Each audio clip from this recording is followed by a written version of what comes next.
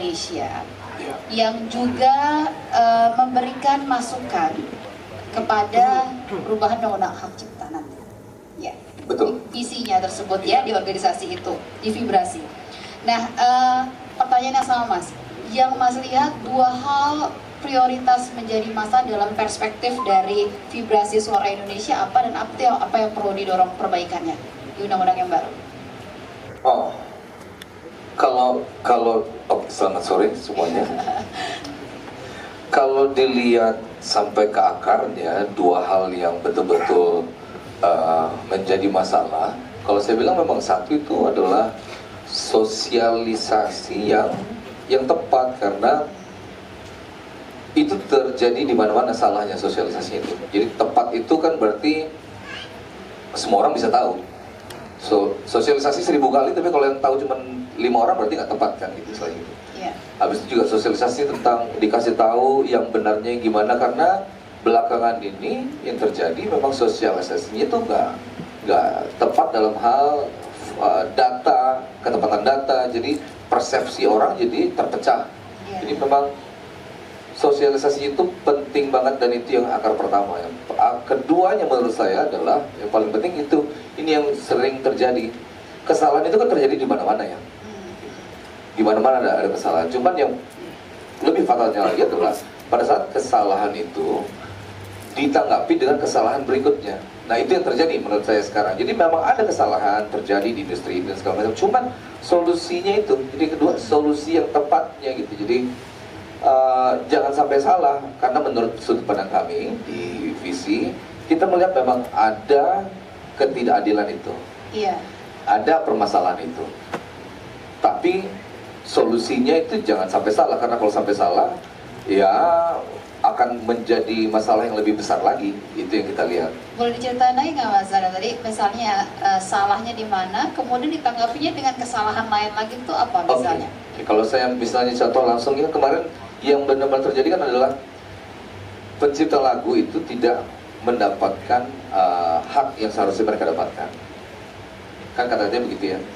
Saya juga, walaupun saya di visi, tapi ada juga sebagian diri saya kakinya di pencipta lagu. Jadi berusaha untuk setengah mungkin.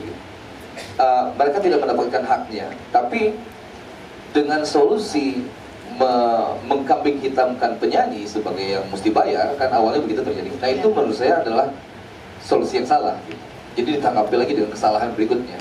Itu menurut kita. Nah, itu yang mestinya ada kesalahan, pencipta tidak mendapatkan haknya, tapi gimana ya solusinya yang tepat. Kira-kira begitu contohnya. Nah, jadi sebenarnya ambil dulu ya. Jadi sebenarnya kalau ini kan jadi ribut juga. Jadi sebenarnya siapa sih yang harusnya bayar royalti kalau menurut pandangan dari visi? Itu yang kita kemarin sampai bawa ke Mahkamah Konstitusi sebetulnya. Itu siapa kalau menurut, dan apa alasannya kenapa itu pihak tersebut? Yang harus membayar performing rights ya, royalti kan, karena ini yang saya bilang tadi yang pertama, kadang-kadang sosialisasinya nggak lengkap, nggak utuh. Sedangkan hak cipta itu kan sangat-sangat bukan spesial, unik. Dia unik banget. Jadi siapa yang mesti bayar royalti kan, jadi lagi royalti yang mana? Gitu. Makanya yang kita bilang pada saat dikatakan penyanyi yang mesti bayar royaltinya, atau ya itu tadi dibilang royalti yang mana ini?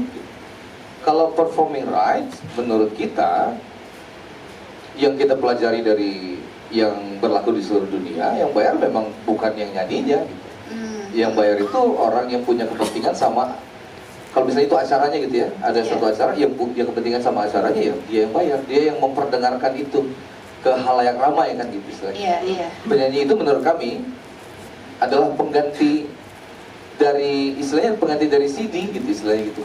Kalau kita beranalogi kemarin ya, kita beranalogi, semua orang sepakat kalau ada CD ataupun lagu yang dalam bentuk digital diputar di restoran, itu yang bayar siapa? Yang bayar kan yang punya restorannya gitu istilahnya. Lalu kenapa pada saat itu di konser lagu itu diperdengarkan, kenapa penyanyi yang mesti bayar? Saya bilang gini, kalau misalnya kita bikin acara di luar, bikin panggung, bentuknya panggung, terus kita putar lagu, tapi nggak usah ada yang main, nggak usah ada pemain band ya, cuman lagunya diputar gitu. Itu kan terjadi tuh si performing rights itu memperdengarkan hak cipta ke halayak banyak. Kita putar CD itu di atas panggung, terus siapa yang bayar? Apakah CD-nya bayar dirinya dia sendiri?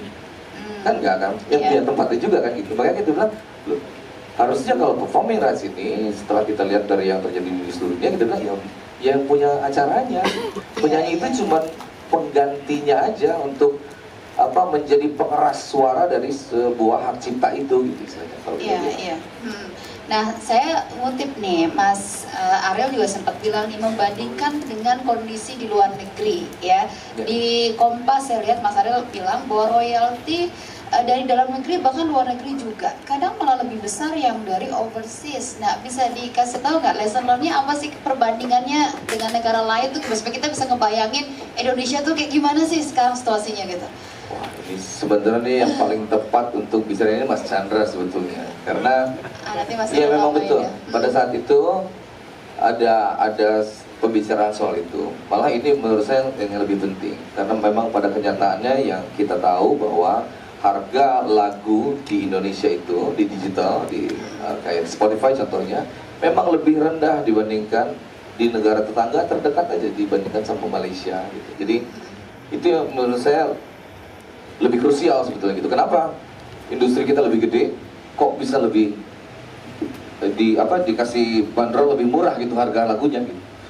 Itu memang terjadi. Jadi overseas, kalau saya terima laporan, overseas itu memang agak beda jumlah yang diterimanya gitu, sampai sampai kok bisa begini. Sempat dipertanyakan juga kemarin kalau nggak salah tuh kalau saya cerita, ada satu kondisi di mana pencipta lagu A bertanya, lagu saya di streaming sama orang 1 juta katakanlah.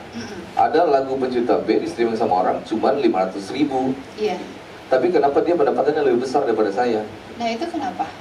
Nah, itu tadi. Jadi ternyata pencipta B ini pendengarnya lebih banyak dari overseas, dan overseas itu sendiri rate-nya itu lebih tinggi daripada yang ada di Indonesia. Iya, itu ya Kadang-kadang itu yang ya itu juga salah satu komunikasi yang nggak baik menurut saya, karena untuk awam untuk tahu sebegitu detailnya itu kan agak sulit. Tapi kalau cuma segitu aja yang dilemparin, orang jadi oh iya nggak benar tuh, kok bisa kayak begitu? Itu mesti hati-hati dalam istilahnya sosialisasi soal hak cipta ini. Jadi yang paling didorong oleh visi dalam revisi Undang-Undang Hak Cipta apa? Yang didorong sama kita sebenarnya gini, karena satu, yang paling inti adalah siapa yang bayar performing rights. Itu ya. Yang kedua itu mengenai izin. Izin itu kan kita tahu ada yang harus izin, ada yang izinnya langsung, ada yang izinnya tidak langsung. Dan kenapa yang izin tidak langsung gitu ya, yang kita tahu. Jadi, yang direct license itu ya? Iya, ada. Ada. Dia mau ikut tampil juga. Jadi yang kedua menurut kita, karena kita sempat dengar juga dari teman-teman asosiasi komposer tentang izin itu. Jadi menurut kita harus betul-betul teliti detail yang mengenai izin langsung itu yang mana sih, dan izin yang tidak langsung itu. Karena kalau itu nggak jelas, takutnya banyak orang yang nanti kena kasus istilahnya gitu kan ya. Iya. Itu. Terus yang ketiga yang kita dorong kemarin adalah yaitu digitalisasi. Itu udah harus sih, maksudnya sudah harus, karena ya dengan tahun yang sekarang ini ya, maksudnya semua orang udah modern dan segala macam, digitalisasi itu perlu secepatnya, karena itu salah satu solusi paling tepat. Dimana kalau orang curiga itu kan digitalisasi itu memangkas gitu birokrasi. Wah ini yang curiga di sini, curiga di sana gitu. Kalau itu memang digital, terlihat jelas UI, terutama UI-nya ya, karena dari beberapa LMK yang mengirimkan laporannya memang banyak, ada yang tebal segini, cuman saya bacanya nggak ngerti kadang-kadang. ini nomor apa, ini apa, itu ya, itu yang kadang-kadang mungkin orang bilang nggak jelas laporannya gitu. Sedangkan LMK sendiri bilang ini jelas kok, cuman ya beda pemahaman gitu tentang jelas itu yang mana gitu. Jadi UI itu mesti dibincangkan sama anggotanya gitu ya. Apa yang menurut pencipta itu menjadi jelas. Dan itu mesti tepat, digital tepat, pokoknya semuanya transparan. Itu yang ketiga. Kayaknya sejauh ini kita yang berdiri di kaki kita di asosiasi penyanyi, kita juga nggak bisa terlalu lebar seperti itu. Jadi di kita cuma itu. Jadi 1, 2, 3. Iya. Ya, nah Mas Arang nih buat di sini nih yang teman-teman yang juga masih bingung nih ya mengenai izin langsung ini, apakah ini maksudnya kita izin sebelum menyanyikan begitu, atau kan ada dua paham juga nih ya, ada dua konsep, ada yang sebelum menyanyikan izin dulu, kemudian sehingga itu nanti bisa dikontrol, ada yang kemudian nyanyi dulu aja, kemudian baru dihitung royaltinya belakangan. Apakah itu maksudnya? Iya betul. Jadi performing arts kan ada banyak juga, bukan cuma nyanyi doang. Jadi pada saat kita nyetel si musik itu di restoran kan juga itu performing arts kan gitu. Apakah juga sebelum nyetel itu izin dulu? Iya. Atau cuman mau dispesifikasi? Jadi ada definisi baru tentang performing arts. Titik B khusus konser itu beda lagi performing arts ini, istilah gitu. Apa begitu? Karena selama ini nggak ada spesial yang kalau konser beda lagi aturannya gitu. Selama ini nggak ada memang. Jadi itu perlu, itu yang kita bilang perlu jelas tuh ya, kayak gimana sih yang mesti izin langsung itu. Dan kalau misalnya sudah didefinisikan, kita juga yang ada di lapangan ini punya masukan nih. Kalau di lapangan ada kendalanya loh, kalau yang A, kalau yang B, kalau yang C ada kendalanya ini dan segala macam. Tinggal diobrolin sebetulnya sih. Iya sih ya, iya. Oke, jadi tinggal diobrolin sih, termasuk yang hari ini juga ya, kita lagi ngobrolin ya. Tepuk tangan dong buat forum kita hari ini. Teman-teman dari IMAS mengumpulkan semuanya untuk kita obrolin bareng. Nah, sekarang kita beralih nih ke Mas Piyu dari yang hari ini mewakili dari Asosiasi Komposer Seluruh Indonesia yang juga menjadi bagian yang memberi masukan ya untuk perumusan dari revisi Undang-Undang Hak Cipta yang baru. Termasuk ini Mas Piyu juga menyoroti juga mengenai tadi izin ya, direct license itu bagaimana tuh Mas Piyu termasuk yang mendorong hal itu. Nanti bisa dijelasin ya Mas, tapi saya mau tanya lagi pertanyaan yang sama supaya kita punya landasan yang sama. Apa dua masalah utama dalam perspektif dari seorang komposer dari pelaksanaan royalti sampai heboh kayak gini dan kisruh? Silakan Mas. Oke, assalamualaikum warahmatullahi wabarakatuh. Salam sejahtera buat kita semua. Saya mau kenalin dulu, saya mungkin ada yang nggak tahu. Saya Piyu dari Padi Reborn, gitaris, songwriter, dan juga saat ini saya di sini sebagai Ketua Asosiasi Komposer Seluruh Indonesia. Nah, mengenai langsung aja pertanyaan. Tapi sebelumnya saya mau appreciate dulu untuk acara ini IMAS yang digagas oleh Mas Dhani Pete, inspirator saya. Terus terang aja dulu pertama kali Padi main di Jakarta, tampil di TV itu sama Mas Dhani nelpon saya untuk main di acaranya ulang tahunnya Gigi ke-3 ya Mas ya. Oke. Congrats untuk Mas Dhani untuk acaranya. Pertanyaannya tentang dua hal permasalahan. Yang pasti yang pertama adalah trust issue. Trust issue yang memang terjadi antara para pencipta dengan lembaga yang terkait untuk mengumpulkan royalti yang di sini disebut sebagai LMK.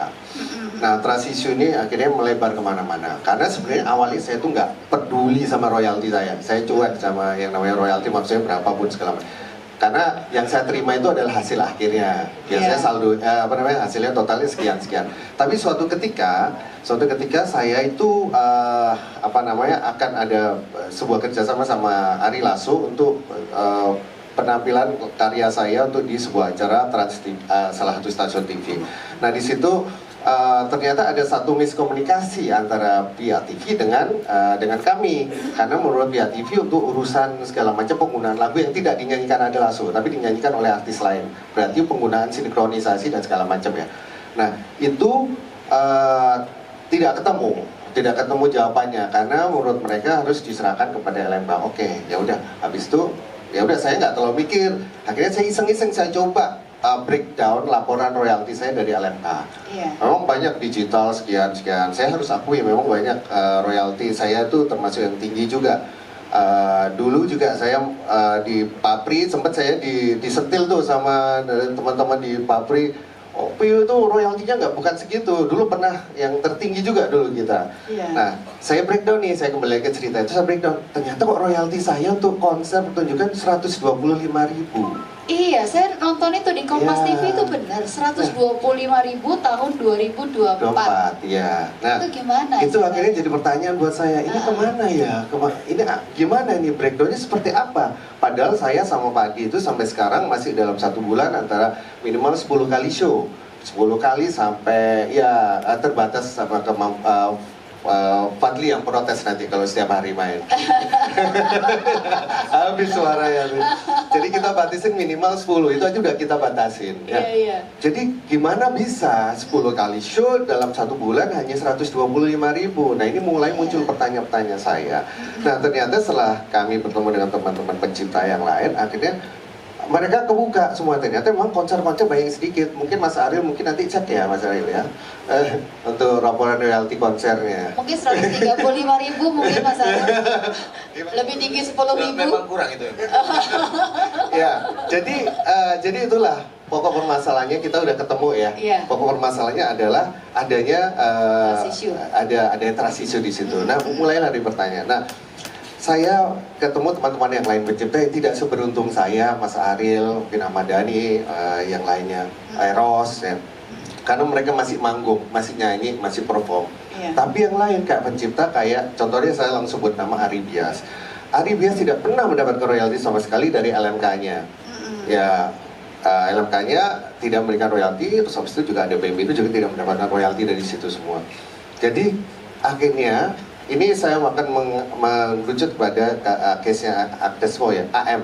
Nah, akhirnya dia ingin melakukan yang namanya direct license. Karena direct license-nya ada di Undang-Undang Hak Cipta sebenarnya, di pasal 81. Iya. Saya boleh bacain ya. Iya. Pasal 81 itu Undang-Undang Hak Cipta nomor 28 tahun 2014, kecuali diperjanjikan lain, pemegang hak cipta atau pemilik hak cipta, hak terkait dapat melaksanakan sendiri atau memberikan lisensi, melaksanakan sendiri atau memberikan lisensi kepada pihak ketiga untuk melaksanakan perbuatan sebagaimana dimaksud dalam pasal 9 ayat 1 yang berkaitan dengan pertunjukan dan segala macam, pasal 23 ayat 2, pasal 24 ayat 2, dan pasal 25 ayat 2. Nah, intinya adalah bahwa Undang-Undang Hak Cipta ini sudah mengakomodir kebutuhan-kebutuhan hal itu. Iya. Apabila terjadi seperti kasusnya Ari Bias. Ari Bias tidak mendapatkan royalti dari pertunjukan, sehingga akhirnya dia mencoba untuk melakukan direct license dengan menelpon manajernya AM. Tidak ada tanggapan.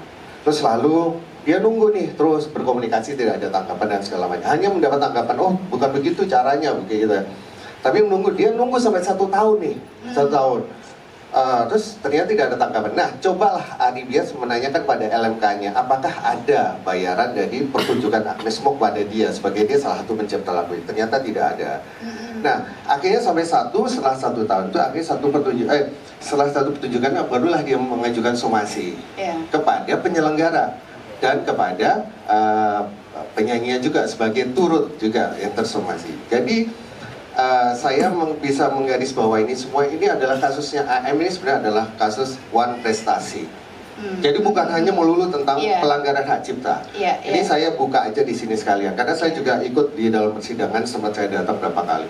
Nah, ternyata ini masalah one prestasi, yaitu artinya apa? Ternyata pihak dari penyelenggara atau tempat kafe itu sudah membayarkan semua urusannya kepada AM.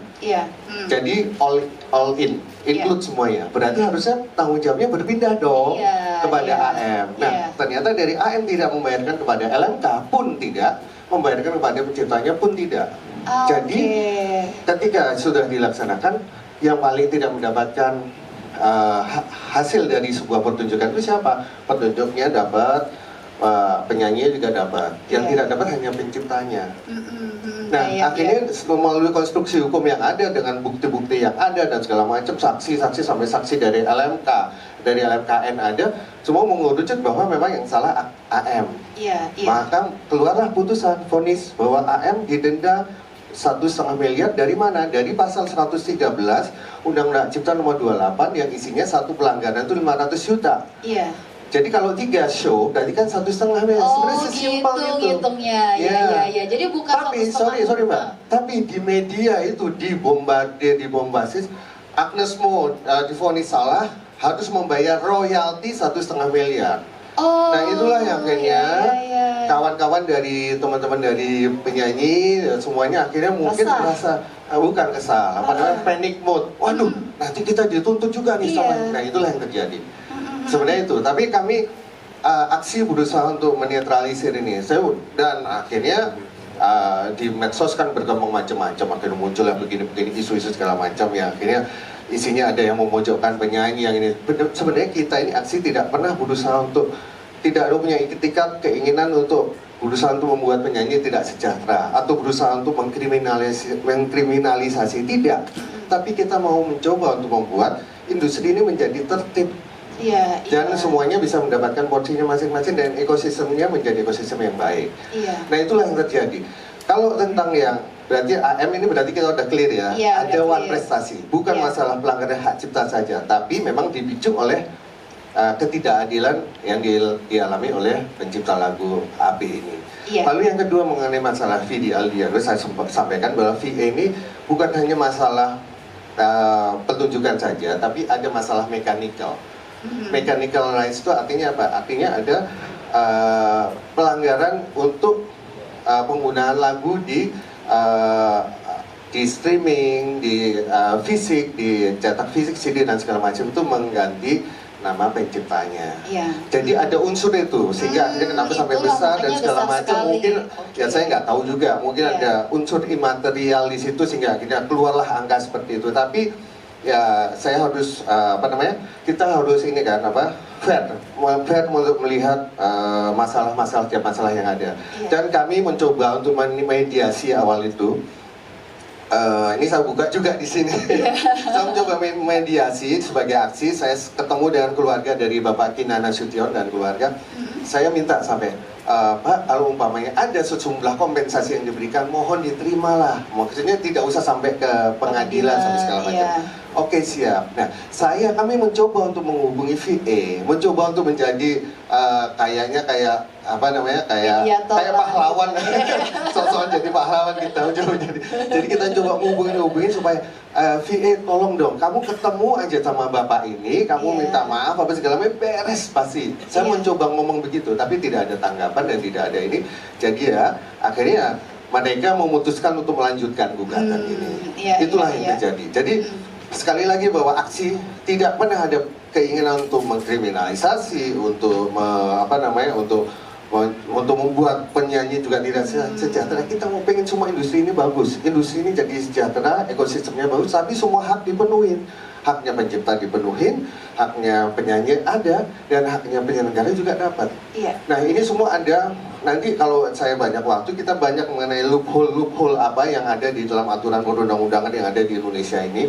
Kenapa? Karena banyak pemangku kepentingan atau pembuat undang-undang kadang tidak tahu keadaan di lapangan. Iya. Mungkin harusnya ngundang Mas Dhani Pete mungkin lebih paham bagaimana keadaan di lapangan dan teman-teman yang lain. Nah itu sebenarnya masalah trust isu yang pertama. Iya, Terus lalu masalah yang kedua juga ya kalau lihat memang kita mau nggak mau kita harus meyakini bahwa seperti yang disampaikan sama Mas Adi tadi bahwa kita ini memang masih muda, masih jauh lagi dari. Tapi bukan berarti kita tidak bisa untuk berbuat baik kan. Karena kita dulu pernah punya sejarah tahun 1987, berapa ya Mas, Live Aid itu ya? 87 kira-kira sekitar tahun segitu. Jadi jadi dulu itu kita ini udah dicap sebagai negara pembajak. Karena apa? Iya, Karena saya tahun ingat itu, 87 ada Live Aid. Oh Pak Ian, correct me if I'm wrong Pak Ian. Ada Live Aid itu tiba-tiba di Indonesia itu banyak kaset-kaset Live Aid. Nah, Iya. si Bob Geldof penyelenggara acara datang ke Indonesia, dia lihat loh, kok ada begini, kok ada kaset-kaset, padahal gue nggak pernah ngeluarin nih nyetak ini. Nah akhirnya ikutlah sampai akhirnya kita tahun 97, Mas Chandra, correct me if I'm wrong, kita ikut konvensi Bern, akhirnya kita ikut untuk bersama-sama meratifikasi bahwa untuk hak cipta kita semua ikut juga bertanggung jawab atau ikut juga untuk memajukan perlindungan hak cipta. Iya, iya. Karena ya bener loh, tepuk tangan ya Pak. Kalau tepuk tangan jangan malu-malu, semua tepuk tangan. tapi bener loh Mas. Saya tuh baru 2 hari lalu ya ngobrol dengan teman-teman musisi. Mereka bilang karena nggak tahu penjelasannya Mas ini kan jadi clear akhirnya sekarang ya. Katanya dibilang ya isu royalti dibikin antara penyanyi, pelaku pertunjukan dengan pencipta lagu jadi panas gitu loh. Kalau keduanya panas, lantas kemudian siapa yang diuntungkan? Padahal kan harusnya bareng-bareng. Tapi jadi clear ya sekarang dengan penjelasannya. Ya, saya sebenarnya mau meyakinkan juga bahwa kami dengan teman-teman penyanyi ini nggak ada masalah secara pribadi. Cuman ya memang kita karena hal ini kita memang harus it's fair gitu loh. Kalau Mas Ariel menyampaikan pendapatnya, saya juga menyampaikan pendapatnya, dan juga kami juga hanya kita, karena dari teman-teman pencipta lagu itu mereka menggantungkan harapannya kepada kami, Asosiasi Komposer Seluruh Indonesia, karena banyak teman-teman pencipta yang sampai hari ini masih banyak hidup susah, anaknya kena kelenjar getah bening, sampai orang tuanya sampai meninggal, ditinggal orang tuanya, tinggal anaknya, dan segala macam, banyak cerita-cerita kisah sedih tentang itu, dan lagunya masih dinyanyikan oleh teman-teman penyanyi yang notabene harus ini. Tapi kalau ini tadi saya mungkin agak sedikit menjawab pertanyaan Mas Ariel. Siapa yang bertanggung jawab untuk membayar? Sebenarnya bukan istilah membayar ya, tapi siapa yang bertanggung jawab untuk memberikan hak kepada para pencipta lagu. Itu memang ada. Kemarin di Permenkumham nomor 27 tahun 2025 sudah clear ya Mas Ariel ya, bahwa Pak Menteri sudah mengeluarkan Permenkumham nomor 27 tahun 2025 bahwa yang bertanggung jawab untuk kewajiban untuk bayar royalti adalah penyelenggara. Jadi penyelenggara. Sebenarnya gampang, mekanisme ini benar bisa kita lakukan. Jadi kalau ada kekhawatiran tentang bagaimana kenapa kok pencipta ini minta direct license, kita punya dasarnya yaitu pasal 81 Undang-Undang Hak Cipta nomor 28 tahun 2014. Oleh karena itu kita berani untuk membuat sistem. Sistem itu adalah sistem yang memudahkan setiap orang untuk bisa mengakses itu. Nanti mungkin kalau ada waktu saya bisa menjelaskan itu, bahwa tidak perlu ada khawatir. Nanti umumnya nanti kita telepon penciptanya segala macam, gimana ini susah untuk menghubungi. Tidak perlu, karena kita based on kita submit data ke platform tersebut. Terus lalu yang kedua, nanti gimana nanti kalau pamer lagunya di tengah jalan ada yang minta request.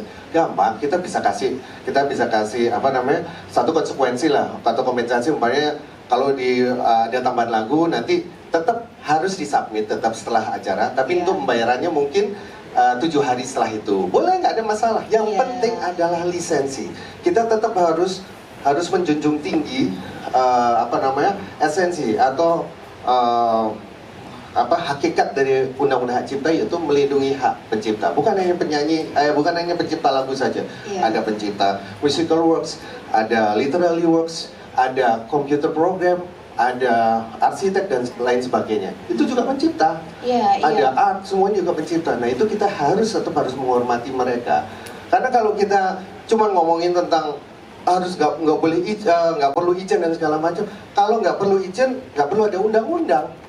Atau saya mengutip dari kata-kata Profesor Mahfud MD, kalau boleh nggak perlu ada undang-undang, nggak perlu ada pasal. Saya mau ke toilet, boleh nggak? Boleh. Ada undang-undangnya? Enggak. Tapi kalau saya mau ke toilet, mau kencing di rumah orang, mau buang air di rumah orang, apakah boleh itu? Nggak boleh, karena ada tidak boleh kencing di rumah orang itu tanpa izin. Nah itu intinya itu. Jadi bahwa sebenarnya logic is simple. Jadi law is simple, law is logic gitu maksudnya. Logic is simple.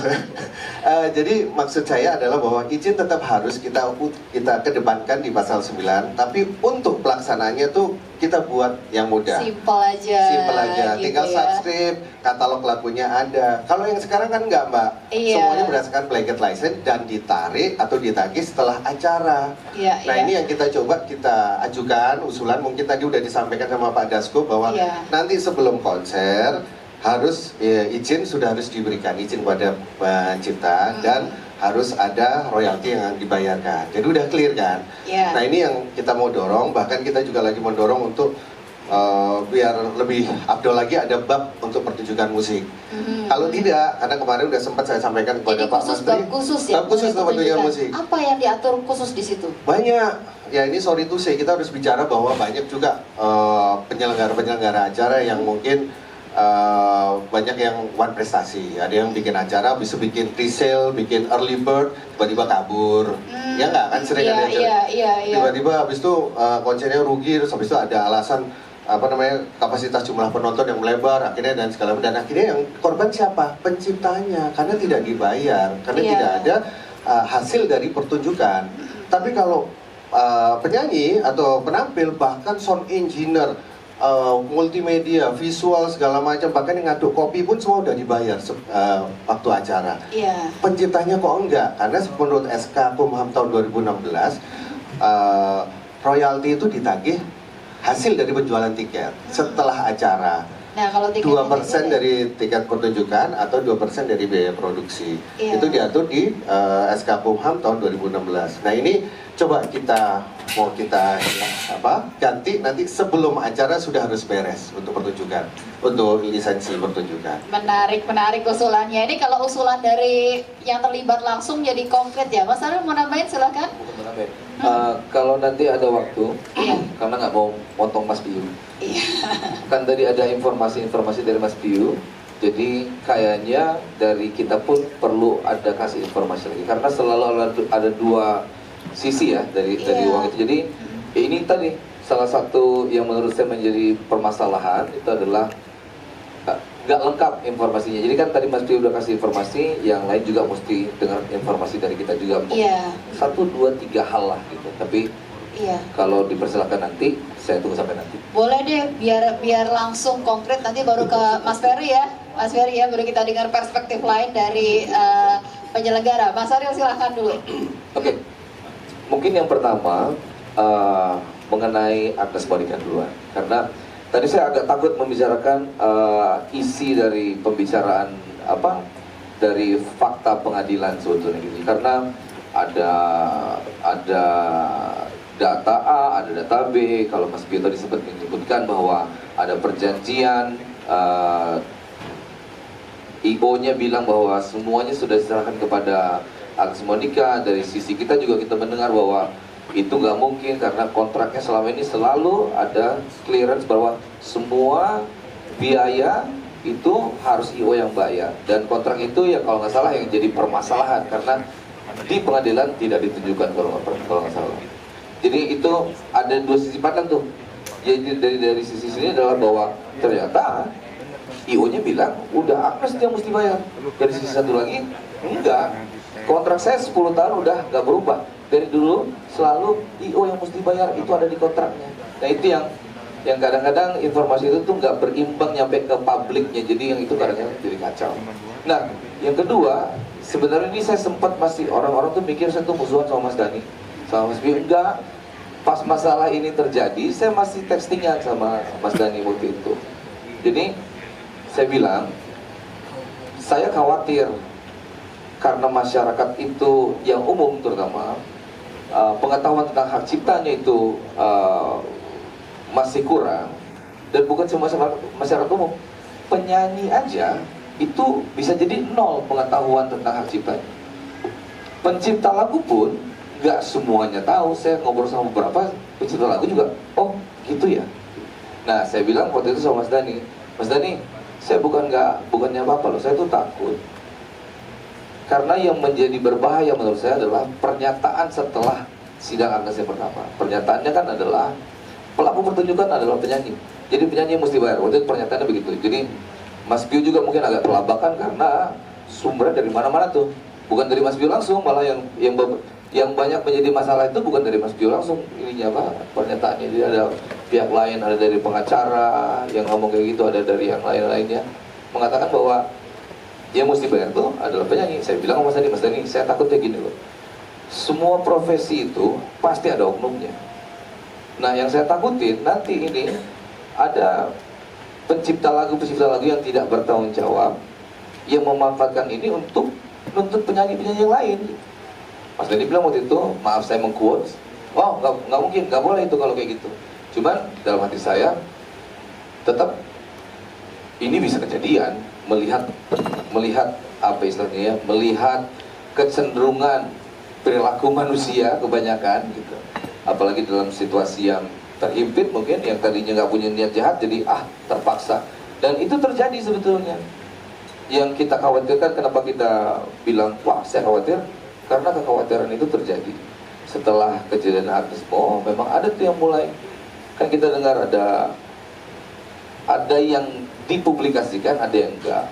Salah satu yang enggak dipublikasikan, ini nanti mungkin agak panjang kita mengenai masalah peran penyanyi di sebuah lagu ciptaan. Jadi ada penyanyi yang terkenal, dia itu menyanyikan satu lagu ini di tahun 2023 di sebuah daerah. Terus di tahun 2025 dia di bulan Februari setelah Agnes itu dituntut, dia bilang saya somasi kamu mesti bayar kejadian tahun 2023 ini satu lagu 50 juta. Terus penyanyi kan bilang wah kalau satu lagu 50 juta saya nggak nyanyiin itu lagunya gitu. Tapi kan penyanyi udah nggak punya kekuatan, udah terjadi gitu. Ya itu terus kalau nggak salah sampai saat ini itu digantungkan, jadi nggak diselesaikan. Karena kita waktu itu kan mulai ke MK dan segala macam. Tapi kejadian seperti itu tuh ada beberapa, sampai 3 minggu yang lalu, berarti kalau hari ini 3 minggu yang lalu masih ada kejadian penyanyi legendaris bawain lagu legendaris yang udah puluhan tahun dia bawain, tapi sejak kejadian Agnesmo tiba-tiba dia mesti dia disomasi untuk membawakan lagu tersebut. Nah itu yang saya bilang, Mas Dani, saya takutnya itu ada orang-orang, karena sepenglihatan saya orang-orang yang di dalam aksi tidak melakukan itu, yang mencontohkan itu nggak melakukan itu, tapi yang di luar itu yang melakukan dengan label tetap pencipta lagu. Itu yang saya bilang, itu kalau terjadi berbahaya. Nah ini yang mesti dijelaskan tentang siapa yang mesti bayar, karena itu tadi kadang-kadang sosialisasinya tuh nggak lengkap, jadi orang nggak nangkep. Itu yang pertama, masalah Agnesmo tadi, kekhawatiran kita dari Agnesmo. Ada pernyataan dari pihak aksi, nah pernyataan itu yang membuat kita khawatir ditelatnya salah oleh orang-orang. Yang kedua mengenai pasal, nah ini yang agak panjang ini Mas. Pokoknya mengenai pasal ini kita sampai ke MK. Jadi kan saya ya udah pasti bukan orang hukum, tapi ngerti beberapa. Tadi spesifik pasal 81. Jadi kita tanya, kita sama-sama pencipta loh Mas Pius, saya pencipta juga. Ya, tapi kok kita bisa beda paham ya? Kita tanya Profesor A, B, dan segala macam. Ada satu kesimpulan yang saya keep aja. Oh mungkin ini masalahnya. Jadi profesornya bilang bahwa yang ini pasalnya untuk ranah publik, yang ini pasalnya untuk privat. Itu ada temboknya, jangan ditabrak. Kalau itu ditabrak, terjadilah salah paham ini, istilahnya gitu. Ya, tadi kan Mas Biu 81, Mas Biu bilang tadi itu adalah mengenai performing rights, betul apa nggak Mas? Dan direct licensing itu kan, nah itu yang kita berbeda paham nih. Menurut kita di pasal yang ini 81 itu memang dia menyampaikan contohnya kan ada ke pasal 9 ayat 2 dan segala macam. Nah itu termasuk ada pertunjukan juga. Apapun itu yang berbau dengan lisensi. Baik. Nah, yang kita kan pas lagi ngobrol kayak gitu, dia bilang loh, tapi ada pasal 23 nih yang bilang kalau pertunjukan performing rights yang pertunjukan bukan nggak perlu izin, tapi izinnya itu tidak langsung. Itu istilahnya. Nah itu yang kemarin itu yang menjadi masalah, akhirnya daripada kita sama-sama bukan ahli hukum ngobrol nggak jelas, kita tanya waktu itu kan yang jadi masalah adalah kita ngobrol pas ini menurut Mas Piu enggak, pengertian pasal yang itu ini, kita bilang enggak, pengertian pasal itu yang menentu adalah A, ini B. Nggak jelas kita nih. Betul.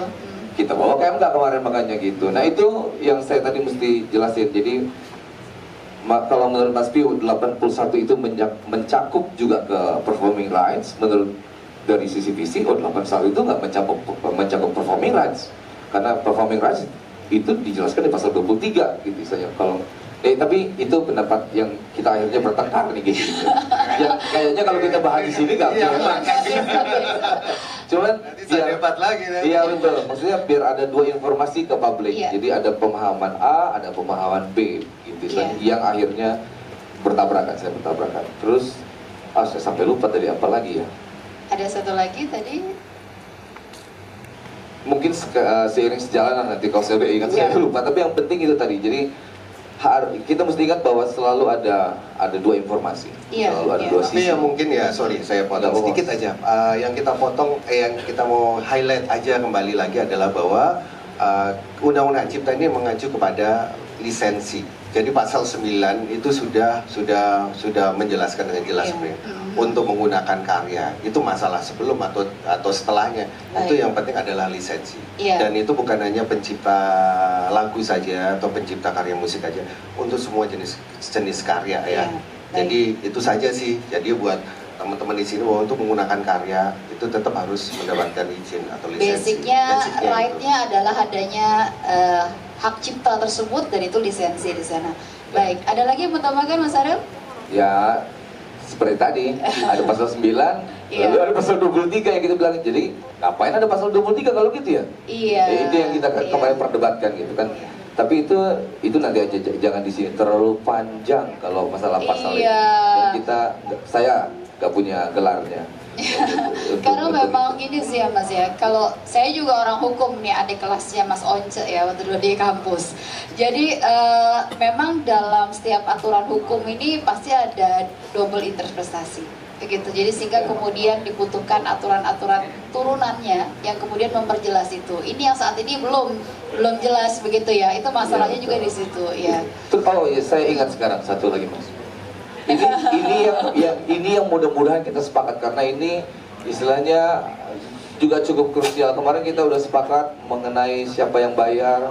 Yang kedua itu mengenai izin saya perlu luruskan.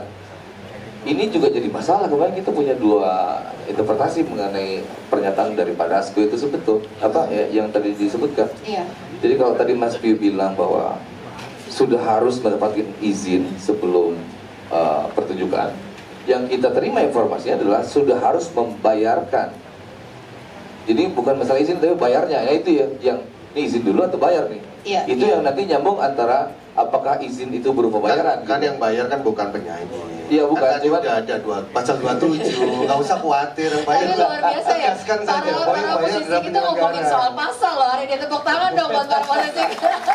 Baru kali ini, saya biasanya ngomongin lagu, Kan biasanya penyanyi ngomongin tidak pasal. dirugikan. Jadi Nah, penyelenggara- inilah dimana nanti kita- yang ngolek tinggal LMK. Ya betul, cuman sedikit itu menjadi sangat berbeda. Jadi antara ini tuh yang betulnya mesti izin dulu atau mesti bayar dulu, karena nah ini masuk ke mekanisme izin tadi. Karena mekanisme izin yang disebutkan itu Iya. bukan berubah-ubah betul. Tidak sebanding dengan bayarannya honornya artis penyanyi kok. Pencipta lagu cuma berapa, 1.500.000 udah happy mereka. Dan itu tidak mengurangi beban dari penyanyi, benar nggak? Dan itu yang ditanggung Baik, adalah baik. penyelenggara. Dan walaupun mau di depan atau sebelum acara seminggu sebelumnya malah lebih senang pencipta. Tapi yang penting adalah bahwa hakikat atau wujud dari kepedulian kita tentang hak cipta itu sudah terpenuhi. Iya. Tapi kalau tetap ada di kompensasi, tetap harus ada di ini gini dong, ditawar-tawar lagi ya nggak bisa, karena kita harus mengacu pada undang-undangnya. Undang-undang cipta itu mengacu tentang izin lisensi. Baik, gitu. ya Mas Darul, Tapi- silakan diselesaikan. Ya, maksud saya bukan di bagian sana ya. Jadi karena ke teknis pada saat pelaksanaan. Iya. Izin di depan sama izin bukan di depan ya, maksudnya kan itu strict banget ya. Pokoknya kalau lu nggak dapat izin di depan, Nggak bisa nyanyi. nggak bisa dinyanyiin. Kan kita kemarin bilang bahwa dalam pelaksanaan ya, nyanyi itu bukan cuma konser musik. Iya. Kita permudah aja Mas Ariel, semua kan pakai digital, semua nggak perlu hanya membutuhkan 5 menit Soal kita mengerjakan mekanismenya itu. ya, bisa Soal di- mekanisme baik. bisa kita lakukan. Dan mekanisme itu sangat mudah, asal kita punya log sheet-nya, data Iya. lagunya yang sudah ditaruh. Nah ini sebenarnya adalah tugas daripada Dirjen KI yang harusnya dia sudah menyiapkan nah, PDLM ini sebenarnya bagian dari pemetaan masalah ini. PDLM itu pusat data lagu dan musik dan juga film yang dari dulu belum jadi-jadi. Nah sebenarnya kalau semua udah ada dalam sebuah big data server yang besar, semua lagu-lagu ada di situ akan mudah sekali. Hari ini ada konser, kita masuk aja submit submit acara, lokasinya di mana, venue kapan dan segala macam, artisnya siapa, lagunya apa aja yang dibawakan, udah dimasukin semuanya, gampang. Oke, Mas, kita kasih kesempatan ini nyelesain dulu nih, Mas Ariel belum selesai tadi. Nanti kita sambungkan dengan izin keramaian di Polri. Kebetulan aja kita kan sudah sempat ke polisi kan, jadi nanti kita akan kaitkan itu. Jadi sebelum ada izin lisensi dan subscribe untuk pertunjukan venue dan segala macam, izin keramaian tidak akan diberikan. Baik ya. Simple. Jadi satu paket ya. Nah, gimana Mas Ariel, lanjutannya gimana? Memang di sini dia pokok permasalahannya. Iya. ini salah satu. Jadi kalau penyusunan undang-undang itu ada daftar inventarisasi masalah, Mas. Nah, ini bisa masuk ke dalam DIM ini. Ya. Saya malah berharap di sini semua orang bisa lihat, oh di sini salahnya gitu. Iya, jadi, betul. Pada saat saya bilang tadi, kan kita tuh mau ngomong satu yang mungkin biar saya nggak lompat mengenai teknis izin itu, karena kan direct licensing, biasanya direct licensing itu terjadi di rights yang lain seperti mechanical rights atau di grant rights atau di synchronization rights, biasanya itu direct. Itu pun mungkin biasanya nggak direct ke pencipta karena pencipta punya perantara, publisher. Publisher biasanya directnya ke publishernya masing-masing. Jadi, nah ini yang bikin saya bingung juga, maksudnya gini, mungkin sebagian yang di Indonesia juga bingung karena tentang direct licensing ini agak berubah-ubah. Yang pertama kali dicontohkan direct licensing itu betul-betul direct. Mohon maaf kalau saya salah, tapi yang saya lihat pernyataan dari teman Badai, Anji itu kan sempat ngepost, ini saya dapat pembayaran langsung dari penyanyinya, sudah ditransfer, sudah diizinkan. Itu kan betul-betul direct ya, betul-betul direct ke penciptanya gitu. Bayarnya pun ke sana. Itu pun kemarin, wah itu gimana pajak, tapi itu belakangan. Cuman teknis untuk mendapatkan izin langsung itu yang kita agak, kalau gitu agak ribet ya, karena performing rights itu kan luas, sampai restoran, sampai musisi jalanan bisa gitu. Kalau benar-benar directnya seperti itu, wah itu repot, itu yang kita nggak setuju. Tapi kalau directnya melalui sebuah software dan itu pun sifatnya bukan, istilahnya bukan menunggu dulu izin. Jadi misalnya gini, ini kita nggak tahu juga Mas, apakah tinggal langsung ke softwarenya, saya mau nyanyi lagu ini, saya bayar habis itu selesai, atau saya mau nyanyi lagu ini tunggu dulu jawaban dari penciptanya, boleh apa enggak? Itu lama lagi. Itu kan, itu yang kita masih mempertanyakan. Terus menurut kita, kalau misalnya lewat admin ya nggak direct dong namanya, sama kayak lewat LMK juga istilah gitu. Menurut kita, jadi tapi kalau misalnya begitu, wah memang bagus. Sebagian dari sisi pencipta saya senang kalau misalnya bisa langsung, tapi kalau misalnya mesti. Berarti sepakat ya? Apa tuh? Ya, itu kan belum sudah sepakat. Lengkap. Jadi nanti akan kita simplify Mas Ariel. Saya jelaskan lagi bahwa kalau mau ditanyakan, saya sama Ari Lasso ini berteman baik dari kecil, dari SMA. Dia ngeband pertama kali sama saya, kita juga SMA. Jadi setiap dia kali mau manggung itu selalu transfer saya lagu saya Penjaga Hati itu. Ini saya tidak ingin justify bahwa ini adalah benar atau salah. Karena tidak semua orang bisa melakukan ini kepada Ari Lasso. Karena saya dekat kan, saya bisa telepon Lasso, so bayar dong ini umpamanya gitu kan. Karena terlalu dekat. Tapi tidak semua orang, saya menyadari bahwa tidak semua orang bisa melakukan hal yang sama dengan saya. Dan itu pajaknya gimana itu ya? Ini kalau Mas Pius sama Mas Ariel ini kalau kita terus ini panjang. Saya boleh ke Mas Ferry dulu ya, Mas Ferry Darmawari tadi belum dapat kesempatan loh. Biar selesai, sorry. Ini kalau ini gak bakal selesai soalnya di forum ini. Nanti itu akan kita hilangkan. Dan saya berani memberi kesaksian di sini, memberi keyakinan di sini bahwa saya, Dani dan segala macam nanti ketika sistem ini dijalankan atau dibolehkan atau sudah menjadi sistem yang diakui oleh negara atau whatever nanti yang akan mengatur, kita hilangkan semua ini transfer ini, Pak. Jadi nggak ada. Saya meyakini tidak semua orang bisa punya kemampuan seperti saya. Bisa nelpon Ari Lasso anytime, bisa ngomongin semua orang dengan begitu. Kadang pencipta lagu ini, sorry itu saya kadang mereka orangnya malu-malu, pemalu, orangnya introvert, kadang ya nggak semua sih, gitu. Tapi ya hal seperti ini nanti akan kita buat sistem yang benar dan saya yakin bahwa nanti akan direct license pada waktunya. Direct license yang model gimana gitu kan ya? Ya itu yang kita mesti ngobrol nih jelas nih, biar masalah paham. Tapi sepakat ya. Apa yang sepakatnya? Ya, kalau ada semua akan direct license pada waktunya. Baik. Ini akan mengakui itu. Iya, Mas Arul, aku mohon maaf. Aku termasuk harus potong karena kalau kita terus ini kita nggak bisa habis nih kita bicara soal ini, gitu ya. Kita ke Mas. Sangat luar biasa ini. Saya singkat aja. Mbak siapa namanya? Oh iya sorry, sampai grogi. Saya Dania. Salah satu insan musik, pecinta musik Indonesia ya, dari Padi Reborn, Noah, Entertain dan sebagainya. Oke. Pertanyaan saya satu sih, untuk Mas Pius sama AA Ariel nih ya. Yang pertama gini, kebetulan saya dititipi pertanyaan dari salah satu komunitas kabaret di Bandung. Nah ini kan terkait dengan pertunjukan musik. Nah kira-kira seperti apa pandangan para pencipta lagu dan performer nih ya, terutama ketika lagunya mereka itu dipakai untuk sebagai soundtrack atau misalnya sebagai dialog di salah satu kabaret. Mengingat dialog di kabaret. Kabaret itu seperti drama musikal tapi versi komunitas kalau di Bandung tuh ya. Nah itu seperti apa? Karena memang kabaret ini cukup masih sangat organik Mbak untuk di Bandung. Jadi biasanya di sekolah-sekolah seperti ekstrakurikuler dan sebagainya. Nah event-event di Bandung ada yang sekarang itu kemarin Pak RK sempat buat namanya Nuansa. Ini kabaret-kabaret di SMA itu semua menggunakan lagu-lagu yang menurut saya cukup populer. Gitu. Tapi permasalahannya adalah liriknya diubah menjadi salah satu dialog di kabaret tersebut. Jadi salah satu bagian skenario. Nah saya mau tanya, bagaimana sih pandangan terutama Kang Ariel gitu ya sama Mas Piyu sebagai pencipta lagu sekaligus sebagai performer? Terima kasih Mbak Dania. Saya kumpulin dulu ya Mas ya, saya kumpulin dulu semuanya. Iya Mbak, tadi yang juga cukup heboh tadi. Iya, oke. Silakan.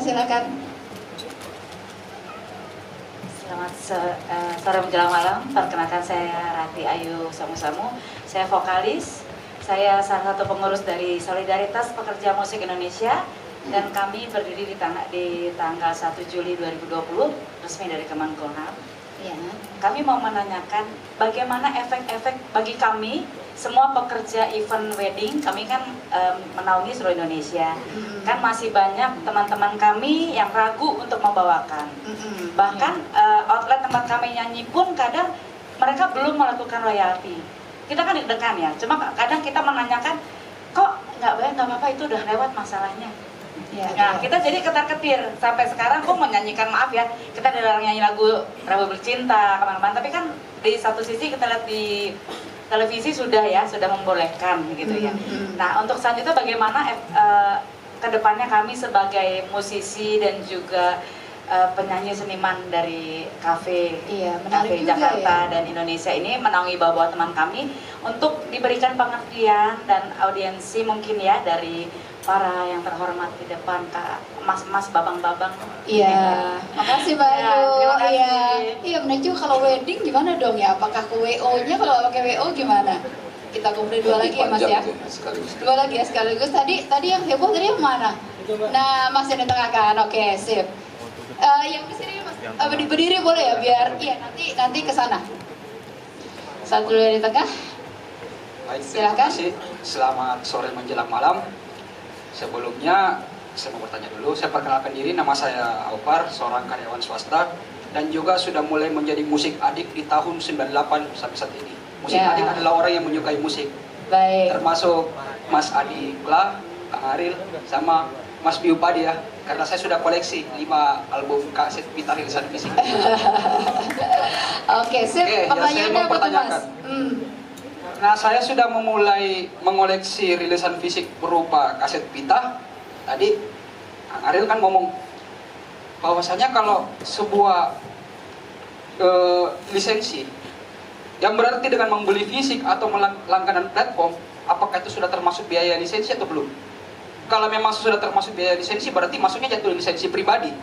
Karena saya setiap membeli waktu tahun 2001 maupun tahun 2000 ya, waktu kala itu masih lagi booming-boomingnya album Bintang di Surga, itu saya beli kaset asli itu sudah termasuk dengan performing rights-nya, baik dari artis maupun sang pencipta lagu sendiri. Dan pernah saya melakukan kejadian ini ketika saya memutarkan itu di acara 17 Agustus. Jadi ini apakah ini sudah termasuk saya melakukan pelanggaran performing license secara ilegal apa tidak gitu? Karena saya memutarkan untuk umum. Jikalau itu adalah konsumsi pribadi, oke. Terus bagaimana ciri-ciri industrial yang berhak membayar lisensi penggunaan lagu, apakah sejenis UMKM atau session player? Session player tadi sama yang dipertanyakan sebelumnya, ada yang WO, ada yang kafe, dan ada yang reguler. Terima kasih. Baik, terima kasih. Menarik juga ya pertanyaannya. Kalau udah beli terus CD atau apapun juga, terus di setel di acara sendiri ini gimana gitu ya? Nah, silakan Mbak. Terakhir Mbak. Makasih.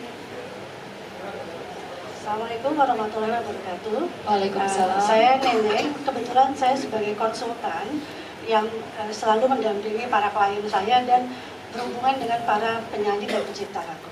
Di sini ada dua kasus yang pernah saya alami dan saya tanyakan. Yang pertama adalah karena biasanya kalau korporasi itu kan berhubungan dengan penyanyi dan pencipta tuh di hari ulang tahunnya, gitu kan. Nah pada saat itu kita kebetulan saya bekerja sama dengan Mas Adi MS di beberapa pertunjukan.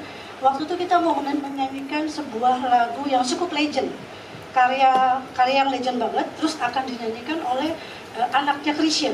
Karena waktu itu lagu itu dipopulerkan oleh Chrisye. Singkat cerita, karena agak sulit menghubungi, ini mungkin modelnya direct license ya, saya kurang paham. Biasanya kita selalu berdiskusi dengan I.O, dengan kebetulan kalau itu dengan konduktornya, juga dengan manajernya dan seterusnya, untuk pembayaran tadi. Nah pada saat itu, sampai 2 jam sebelum pertunjukan, sementara Mas Adi sudah latihan dengan para si penyanyi ini, kita belum bayar license. Nah setelah dihubungi, kebetulan orang yang sedang di luar negeri minta satu lagu itu 150 juta. Buat kita, mahal banget, penyanyinya aja nggak segitu gitu kan. Terus akhirnya karena kebetulan, ini tinggal 1 jam lagi nih, ini jam 6 ke jam 7 mau pertunjukan. Karena kebetulan Mas Adi kenal dengan si penyanyi ini, terus akhirnya dinego-nego turunlah 75 juta. Gitu kan. Jadi ada ruang negosiasi ya. Nah itu, makanya kan kita bingung ya sebagai ini, kok bisa ada seperti itu. Akhirnya karena tamu VIP sudah datang, menteri sudah datang, jadi kita bilang udah berapapun kita bayar deh, karena itu panik. Iya, karena kita panik. Oke, itu yang pertama, gitu kan. Jadi kita cuma pengen tahu sebetulnya berapa persen harusnya atau berapa nilai yang harus dibayarkan. Ya. Yang kedua, tadi kan siapa Mas Ferry kalau nggak salah yang sebut juga tentang I.O lokal ya. Jadi kebetulan klien kami ini kan selalu bicara menyapa di kampus-kampus. Terus kerjasama dengan I.O lokal dan band-band kampus. Nah pada satu ketika kan acara itu dibikinnya live di YouTube, gitu ya, live di YouTube. Nah terus udah gitu si anak-anak ini udah closing, acara sudah closing, semua orang sudah foto-foto, tapi si anak-anak band ini tetap menyanyikan lagu lah gitu ya. Saya lupa lagunya apa. Singkat cerita, sekian bulan kemudian saya sebagai konsultansi perusahaan ini ditagih 3 kali 150 juta karena 3 lagu. Terus kita kaget, itu udah kapan tahu? Terus acaranya tuh internal. Ya maksudnya hanya untuk kampus dan dan perusahaan ini gitu. Jadi berusaha seperti pemalakan gitu ya Mbak? Iya. Nah beda halnya, ini sekarang saya mau kasih sedikit pengalaman saya. Kalau kita deal sama Tulus tuh bilang, lo mau live di YouTube berapa jam? 24 jam, 1 hari, 1 minggu, 1 bulan. Maka harganya gue segini.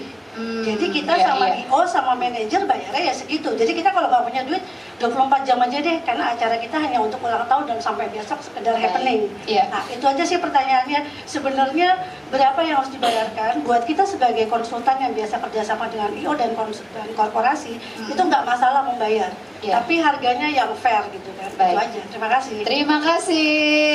Oke, saya akan persilahkan kepada Mas Adi dulu deh.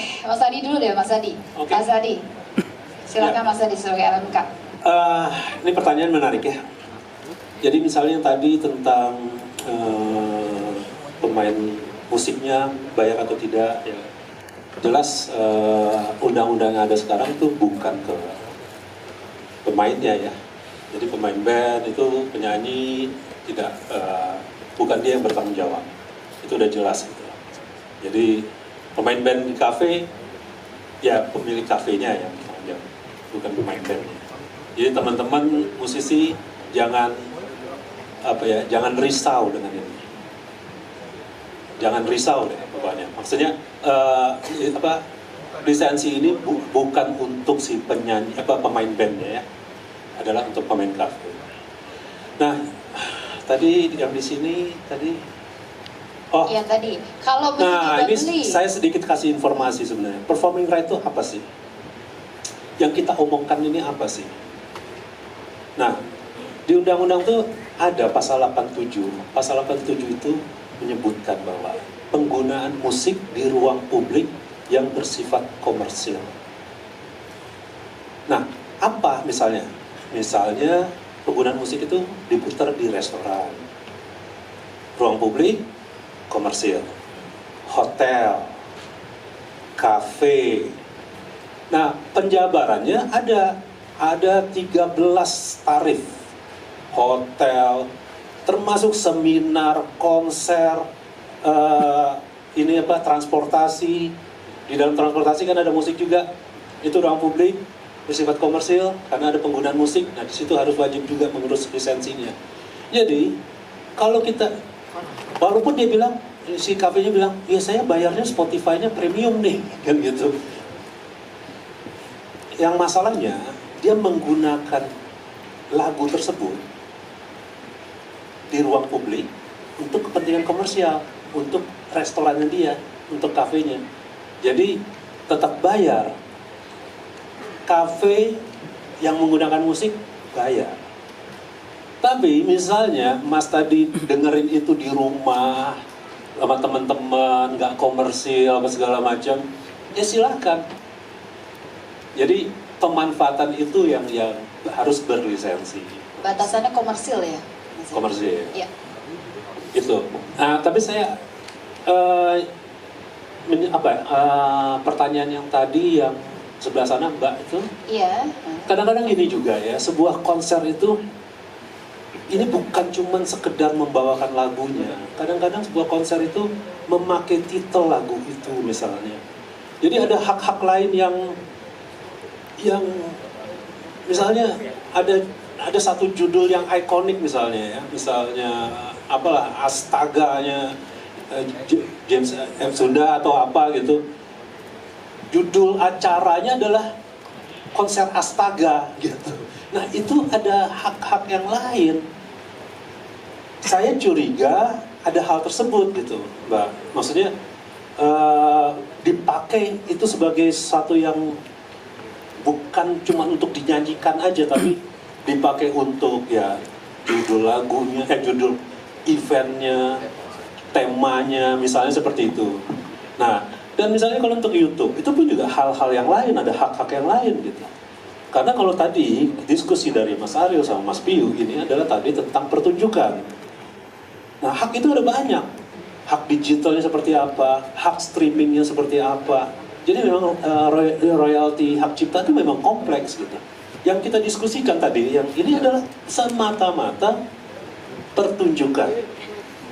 Nah, pertunjukan itu cuma pemakaian lagi pertunjukan. Lagunya Mas Ariel dipakai sebagai titel konser yang lain lagi, sebagai titel dari event di program acara di TV, ya tentu harus ada hal-hal yang lain lagi. Nah, jadi jangan dikecilkan gitu bahwa oh dia mintanya begini. Nah, ini saya menduga loh Mbak ya. Maksudnya mungkin seperti itu gitu. Baik.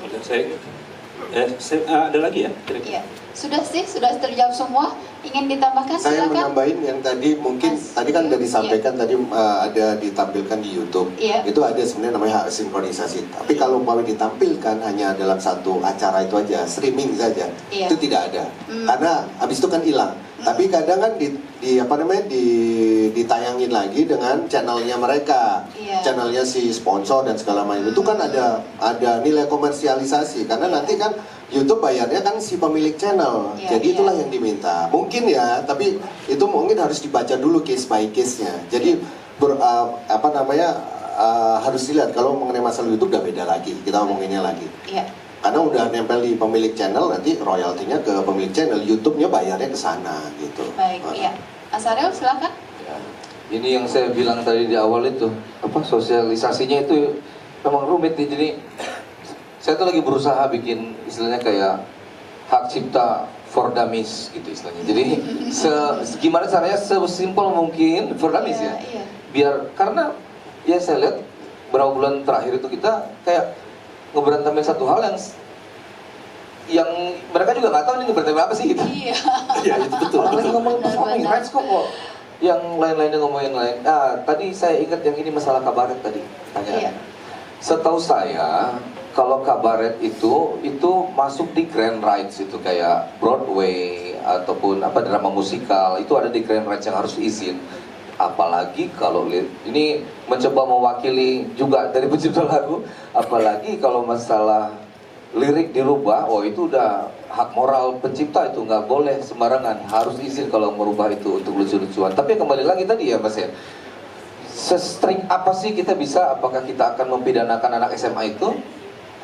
Atau yang nanti misalnya lirik itu dirubah untuk kepentingan politik yang besar yang baru kita permasalahkan gitu. Jadi, tapi kalau secara istilahnya aturan bakunya memang nggak boleh ngerubah lirik sembarangan untuk pementasan itu. Dan setahu saya Mas tadi kalau nggak salah betul ya di grand rights ya untuk musical itu ya dan Broadway gitu.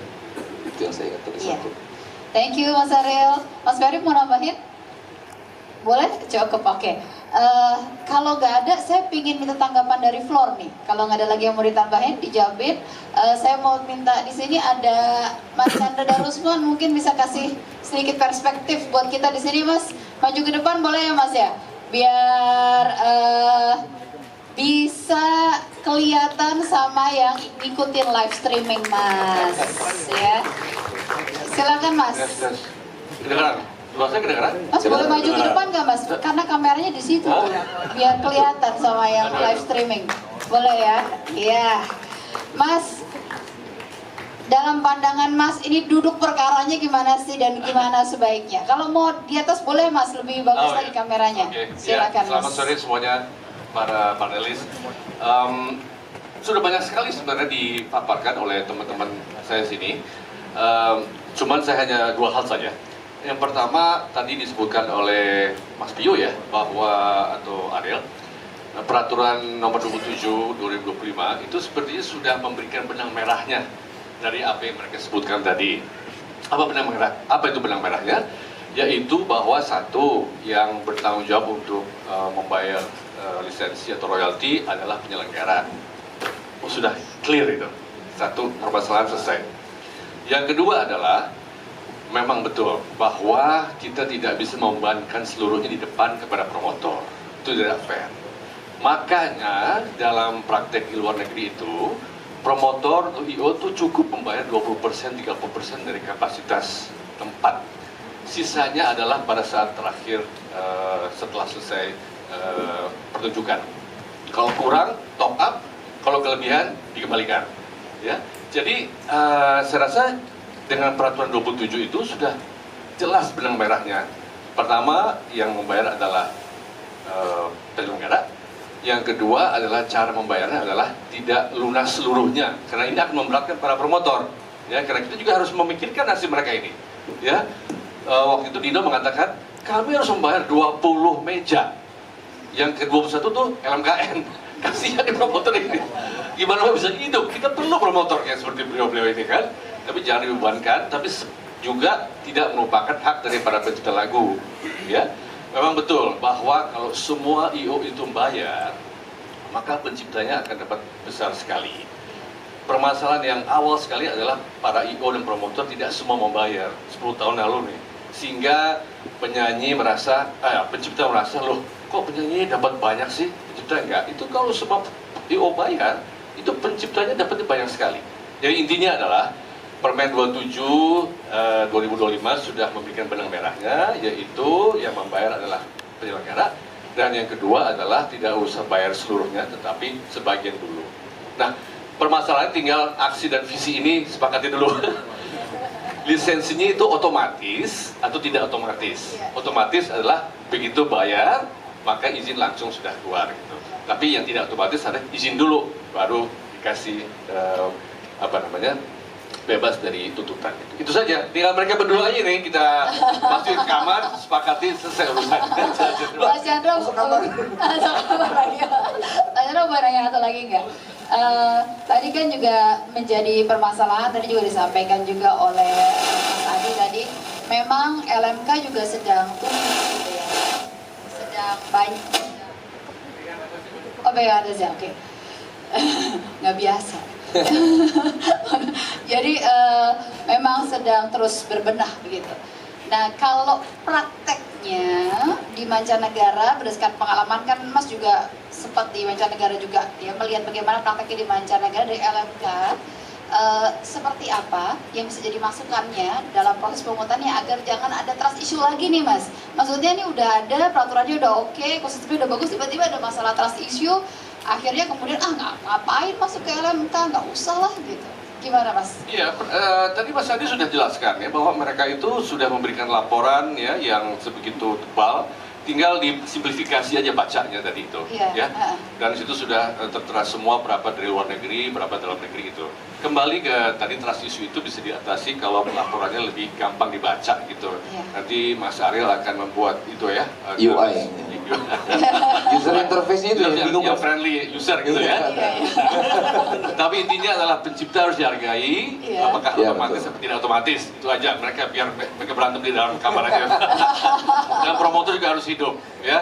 Jangan dibebankan di depan, tapi mereka juga harus sebenarnya bukan dibebankan.